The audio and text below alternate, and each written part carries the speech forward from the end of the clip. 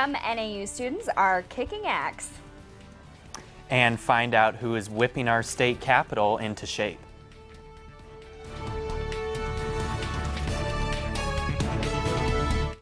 Good evening and welcome to NAZ Today. I'm Sierra Ferguson. And I'm Jacob Larson. Thanks for joining us.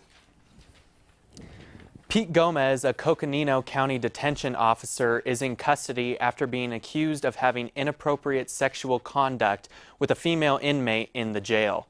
Gomez has been placed on administrative leave and pending an investigation. Now we've got a story from our colleagues at Arizona Capitol Television.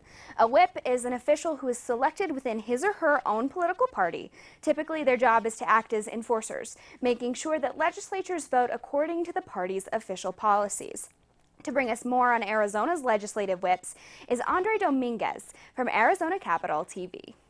When you hear the word whip, you might think of Indiana Jones swinging heroically across a canyon. But in politics, a whip is a member of a leadership team in Congress or state government. On this team, the whip serves as the link between leadership and rank-and-file members. At the Arizona State Legislature, each party in the Senate and House of Representatives gets their own whip. So one of the big roles you play as whip is keeping your caucus informed about budget and how that's moving, as well as particular bills. Whips and the rest of leadership are typically chosen at a closed-door party meeting and are chosen by secret ballot among the party members. Democratic Representative Eric Meyer ran for the position after the previous minority whip was promoted to assistant minority leader. A number of people approached me and asked me if I'd do it, and I was doing a lot of what's related to the whip job already. Republican Rick Gray is also in his first term as majority whip. My view is that we need leaders that are willing to take care of their caucus members and not just take care of themselves. In Congress, whips' main function are to count votes on legislation and ensure their members vote with the party, and to discipline those that don't. This leads to a portrayal of the whip as a no-nonsense enforcer, but at the state level, whips are more benign than their federal counterparts. The whole connotation of the whip and pushing and being mean-spirited isn't necessarily my leadership style. My leadership style is more collaborative. The whips coordinate with leadership on caucus policy positions. So it's a constant communication. Then as assistant leader, my job is to assist the leader and also to coordinate with a whip any caucus issues that need to be put together. Activities vary from communicating between leadership and the rest of the party to managing caucus meetings where party members discuss legislation. Okay, let's get started. We will And as a member of leadership, the whip can sometimes be more vocal on issues that are important to the caucus. By the time a member becomes a leadership position, has a leadership position, then that leader is going to take an more active verbal role on the floor, absolutely. Other times, the whip can be more subtle. I'm not somebody who is always out there trying to advocate for one side or the other. I think for me it's facilitating. We've got some great members. We've got some very articulate people in different issues. Another part the whip can play is encouraging other members, particularly freshman legislators, to step up and speak for themselves in committee and on the floor. I'm working to get every member more opportunities to speak on the floor. It's quite a jump to go from not being in the legislature to being in the legislature, and that first year especially, you're kind of drinking out of a fire hydrant. With Arizona Capitol Television, I'm Andres Dominguez.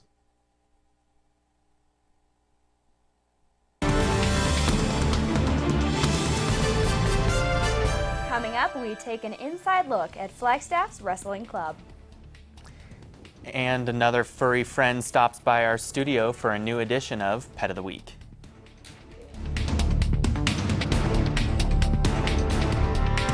Hi, I'm Terry Markson. As seasons change, so does the inventory at Terry Markson Chevrolet Cadillac. We've got Northern Arizona's biggest selection of always changing certified pre-owned vehicles. All receive a thorough 172-point vehicle inspection, a 12-month, 12,000-mile warranty, and 2 years of free maintenance, including all oil changes. You can count on our certified pre-owns just as you can count on our relaxed, no-pressure environment. Terry Markson Chevrolet Cadillac, real hometown value.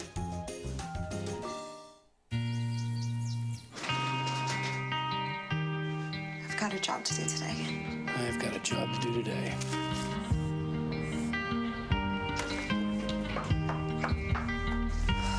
Have a good first day at work, Mom.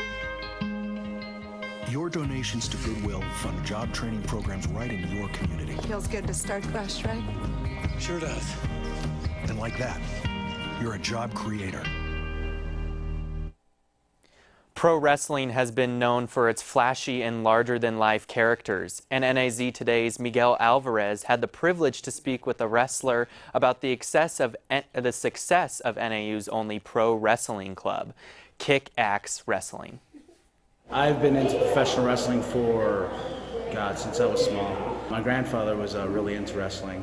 I remember just watching with him when I was a kid, Saturday night main event, and watching Hulk Hogan, watching Ultimate Warrior, and all these just great characters just bursting out. These guys were real life superheroes, and I realized that's what I want to do.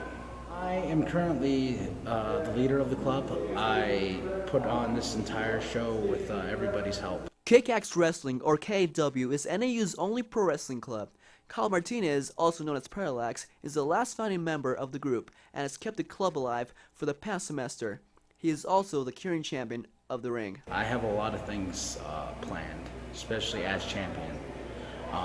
And when you're champion, you gotta keep your A game. You gotta maintain that that you're a role model for the little kids. In the past, KAW has only presented one wrestling show per semester. Kyle hopes to change that and expand the club's presence in the community. So I'm really happy. I really hope that everything that we have planned, that we're going to do, that's going to happen, is going to turn the club into something bigger, better. And I've never imagined in a million years I would have something like this, and how anything can happen if you dream big. For NAZ Today, I'm Miguel Alvarez.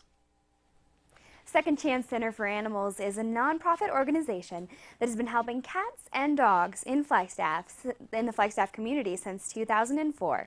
Bosco is a current resident of the shelter who is with us today in hopes of finding his forever home in this week's Pet of the Week.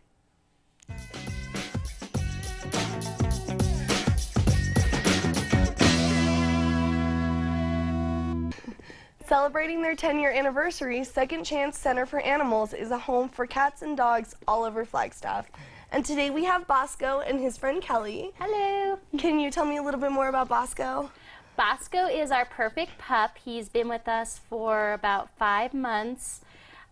He's an American Pit Bull Terrier. He's very active, very playful, likes to go on long hikes, loves giving kisses. Oh, there we go. Good job.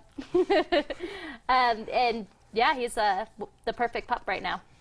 And you said he went through classes and he knows some tricks. Can you tell me what kind of tricks he knows? He went through grade school and he can sit, lie down. He's learning how to heel.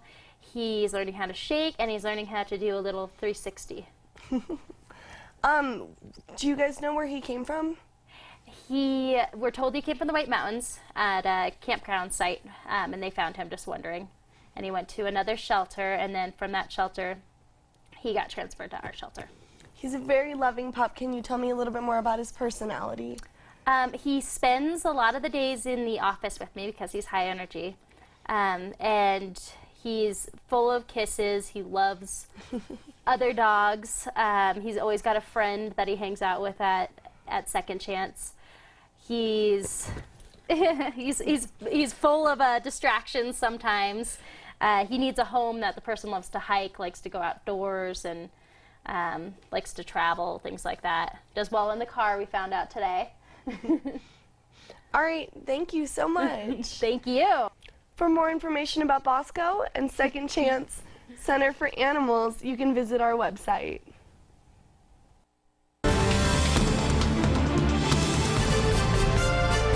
We've seen lots of sunshine and warm temperatures over the last few days. Will the warm weather stick around this weekend? Lee Bourne has your weather forecast coming up.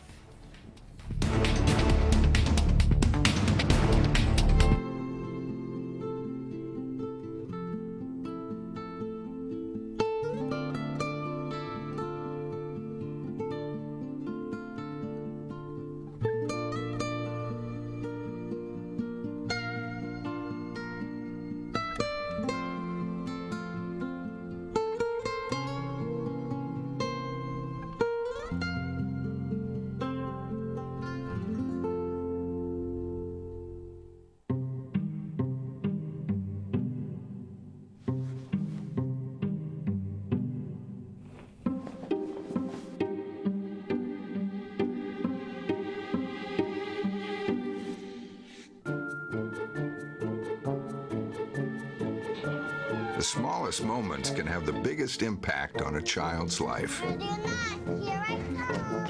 Take time to be a dad today. Daddy, I'm gonna find you. 2 outs with a runner on first base.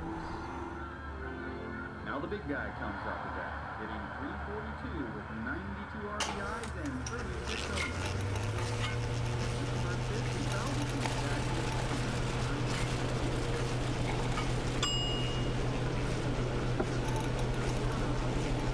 Chill raw and prepared foods promptly. 1 in 6 Americans will get sick from food poisoning this year. Keep your family safer. Check your steps at foodsafety.gov.